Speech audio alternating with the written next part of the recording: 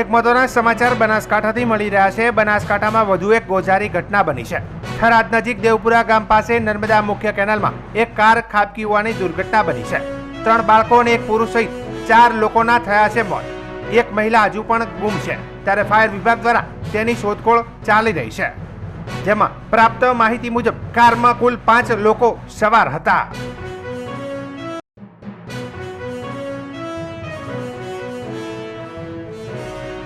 એક મહત્વના સમાચાર બનાસકાંઠાથી મળી રહ્યા છે। બનાસકાંઠામાં વધુ એક ગોઝારી ઘટના બની છે।